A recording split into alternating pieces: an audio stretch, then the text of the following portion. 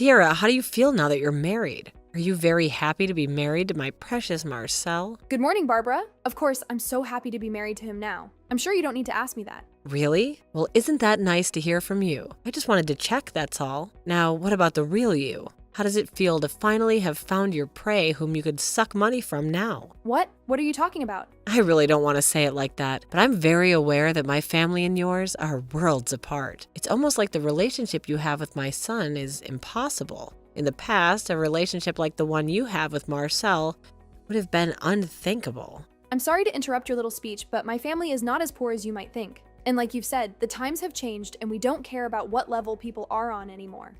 Wow. Are you trying to say that I'm living in the past or something? Excuse me? I didn't say anything like that. What are you trying to say? I know that you probably hate me, and that's why you're talking to me this way. Does it not hurt you to talk to an old woman like that? Let's stop this right now. Barbara, what are you on about? What did I say to you that made you so angry? I was just agreeing with you about how times have changed, and that people nowadays don't have the same views as they did before. Oh, I see. So you're really trying to say that I'm the one who's wrong. I'm sure you want to call me some old-fashioned hag, right? What? I'm telling you that none of what I said meant anything like that. I have to deal with you insulting me and breaking my heart again, but that's fine. All I have to do is put up with it and everything will be okay. Come on, Barbara. Will you please listen to me? I wasn't saying anything that was meant to hurt you. Not at all. Did anything I say make you upset? Is that so? By the way, your present from your wedding should be in the mail soon. What? Okay, thank you. The present is for me? That's right. It's for you, Sierra. I'll be coming over to pick up Marcel for dinner when we go back to my place. We'll be having a meeting with the rest of the family that attends. Am I supposed to go to that meeting too? Do you think you're part of my family when you've only been married to my son for a month? I think you're jumping the gun. Give it some time and I might start seeing you as something more. That's what I thought you'd say. It's not like we've had a wedding yet. So I haven't met the rest of Marcel's family in person, although I'd appreciate it if he introduced me to them. I'm not sure that day will ever come for you, though. Huh? What are you trying to say? You'll be home all day tomorrow, right? Make sure you're there to get the present I've sent you. Understood. I'll keep an eye out for the doorbell.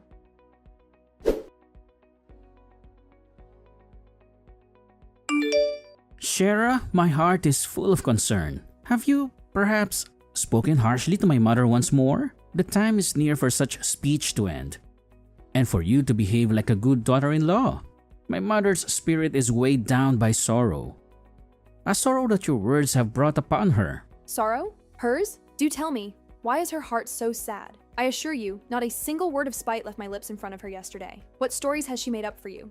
She hasn't given me the specifics of your exchange, true? But it's very uncommon to see her face so clouded with grief. I had hoped, no, I had trusted that you, more than anyone, would try to bridge the gap between you and my mother, not widen it with cold indifference. The thought that you might resent her, or even the idea of her as your mother-in-law, breaks my heart. Marcel, are you serious? Are we really having this conversation where you take her words as fact and blame me without hearing my version? I swear, on my honor, that I didn't say anything mean to her yesterday. Our conversation only touched on her feelings about me becoming part of the family, but she wasn't pleased about it. It is I, actually, who have to mend a heart hurt by rejection. I urge you, don't blame her for being the only one causing this trouble. She's still my mom, right? I'm fully aware of that, Marcel, but this is not about pointing fingers. Rather, it's a plea for you to listen to my account, to comprehend what occurred. Would you do me this kindness? Enough, Shara. I plead with you to quiet down and restrain yourself. Can't you be kind to those who are older than you? So that's how it is then? My words don't count to you? When we see each other again, let's have a sincere talk. I have a lot of things to tell you.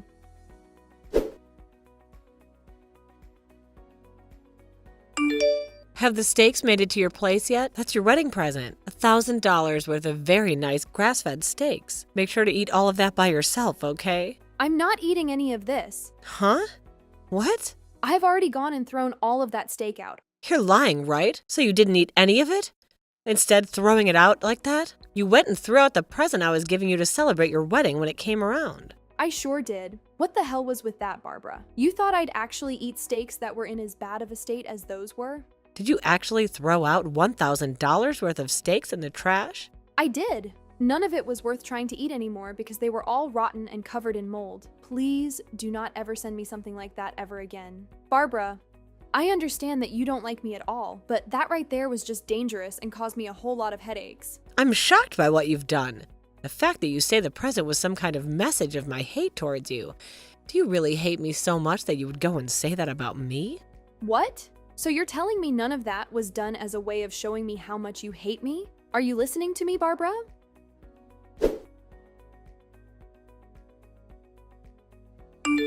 Hey, I want you to stop all of that right now. This time, you've gone and made my mom cry by what you did and said. What the hell do you think you're doing? What do you think I'm doing? I'm just trying to keep myself from becoming food poisoned. That meat that your mom sent to me was all rotted and covered in black mold, so I went and put it all straight into the trash can. Huh?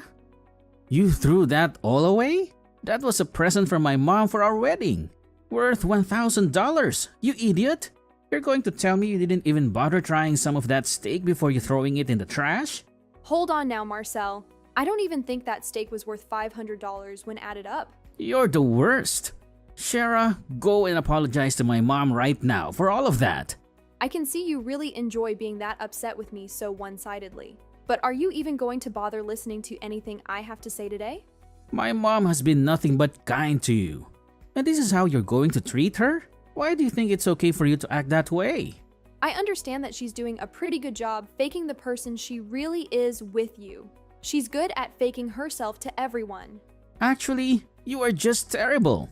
The worst wife I've ever seen. If you're not going to go and apologize to her right now, then we're done here. I am not going to forgive you. How about you listen to me first? I will tell you all you need to know about the truth surrounding her. I know the truth, and it's not looking good for you. My mom was doing her very best to show you her kindness by sending all that high-quality meat. And you threw it all away? My mom is the best woman in the world, and yet you treat her like garbage. Did you even stop to have a look at what was inside those boxes? What? You never took a look inside those boxes, did you? You're at work right now, so of course you wouldn't have been able to see what kind of presents she sent me yet. Right now, you are acting all one-sided with me, like I'm already the problem here, even though you haven't seen what's happened for yourself. I guess I haven't been home to have a look inside of what she sent you. But she would never send you anything crazy besides the meat she said she sent, right? That's what you'd want to think. And that's why you can't find it in your heart to trust your very own wife. All you want to hear is what your mom is telling you, like the mama's boy you really are. Well, I'm going to tell you the truth about her. The harsh truth. That meat that she sent me was all spoiled, completely rotten.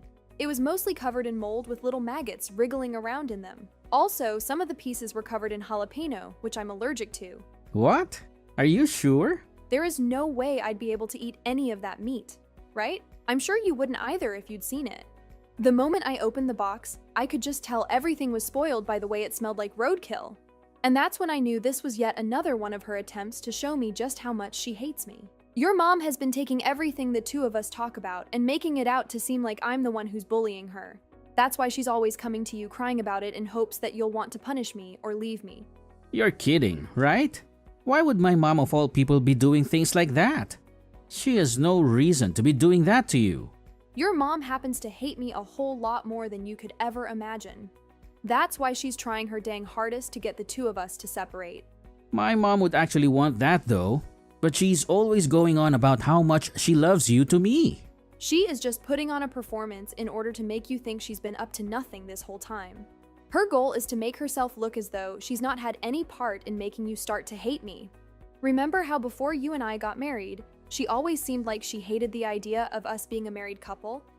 I thought she was always supporting you becoming my wife. And put it straight, she was only doing that in order to keep you on her side. All in order so that you would never be able to notice how much she truly despised me for who knows what reasons. But if you could see what's really going on, you'd see that nothing she's been saying to you about her feelings is true, especially when it comes to me. What? So she's just been putting on a face for me this whole time? Haven't you ever noticed that there are times a jab at me will slip through? Like how sometimes she might suggest you get married to someone else, or how things might be different for you if you were with so-and-so. I'm sure you have been kind enough to point out that I'm the right woman for you and that I'm younger than you, so your mom should be happy with the woman you married. I'm sure you never see what she's saying at those points in time as being jabs at me, but they are. You just seem to think that she means nothing by it at all and move on. Wait a minute. Everything I'm hearing from you is a little hard for me to understand. How was any of that a jab at you? To be honest, it doesn't really matter if you understand or not. Just be aware that your mom really does hate me, and she's made that very clear to me. And for a little while, she's been doing her best to get you to start hating me, too. She's really been wanting for the two of us to get a divorce that badly? Why would she want that of her own son? I'm not sure the reason why, but from everything I've had to endure from her so far, she really does not want me around her family at all. Really, it's like I'm trying to battle a beast at times when talking to her. I cannot believe this. The fact that my own mom has been thinking of us that way. I'm sure it really is hard to believe considering that this is your first time hearing about it. Once you get home today, I'll show you everything. All the proof. Do you have that much proof though? How about you just come home and find out for yourself? I'd much rather you see for yourself what she's been up to instead of complaining about me from your office chair. But I already told my mom that I'd be going to her house after work. Right there. That's her trying to get to you first, in order to play with your head before you can see what I have to share. What do you mean? Well, if you get home even later in the day after she's gone and lied to you about what really happened, the meat will have gone bad, and you'll be believing everything she said for sure. Right? Then I'll have no way to get you to see the truth clearly, and we'll be stuck having the two of you hate me even more. It's all a part of her plans, Marcel. I see. I would have never thought this was something she'd been up to. Today, I want you to come back here first and see the proof, and then you can go over to your mom's house. Alright, I guess they have no other choice but to do that. Now please do that. I'll make sure I have all the proof ready for you to see.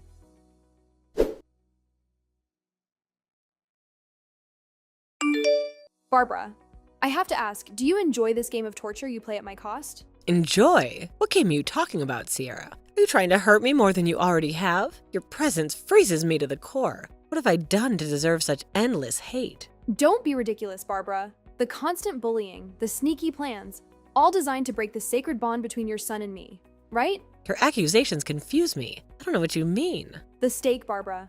The one that came in the mail today, smelling of rot and neglect. It was a disgusting thing to send. Rotten? Impossible. That meat was picked with care. A gift meant to close the gaps, not make them bigger. And now to accuse me of such things. To call me a horrible mother-in-law. It hurts me deeply.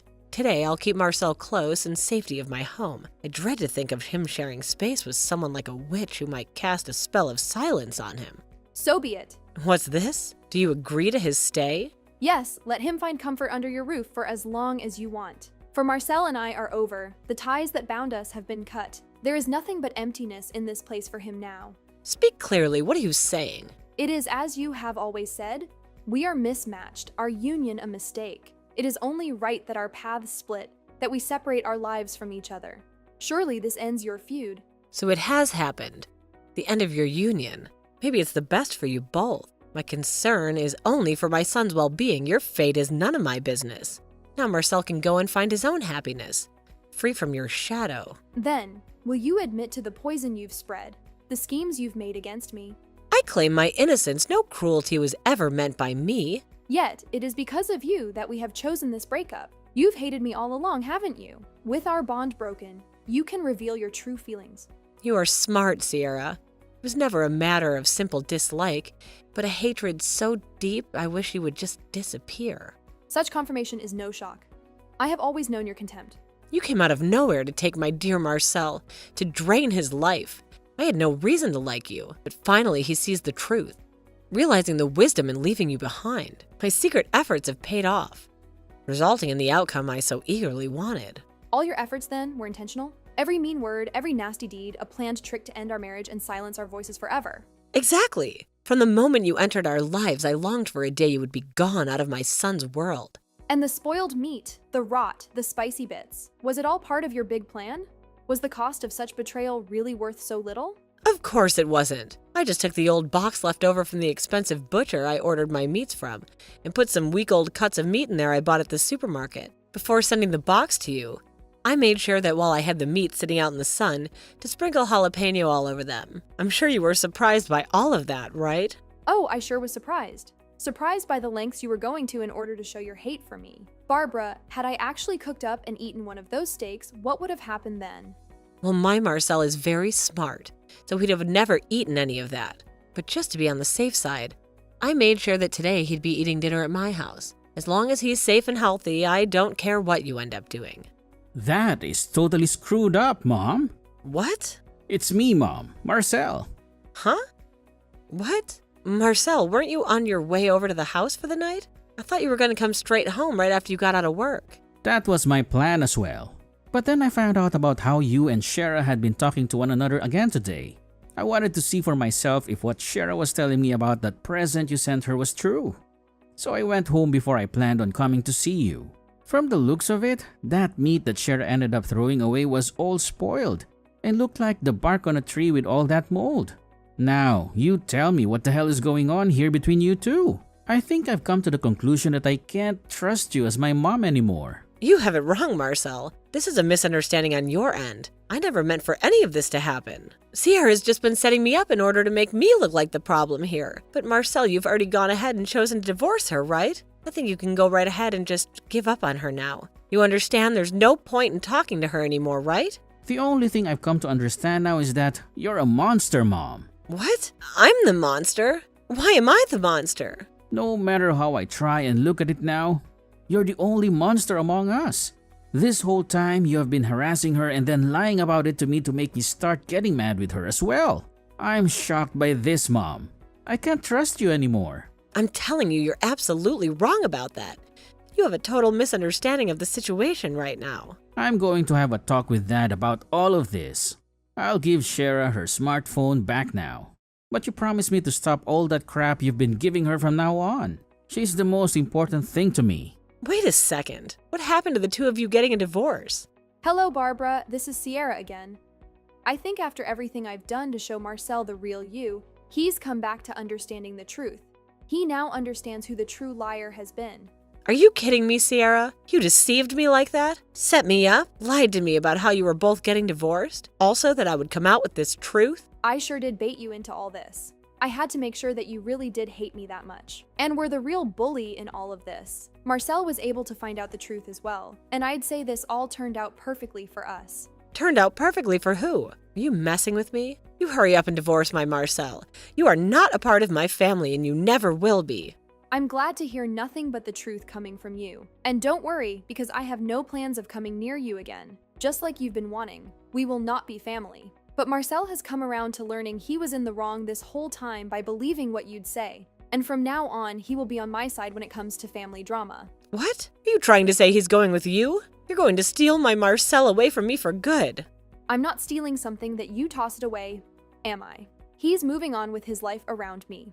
And in order to do so, he needs to cut ties to you. I know this whole time you've been trying to push me out of your family for good. But what you've really gone and done is push yourself out, leaving you with nobody. Now, Barbara, have a good one, please. I hope that while you're burning in hell, you get time to munch on some spoiled and moldy steaks.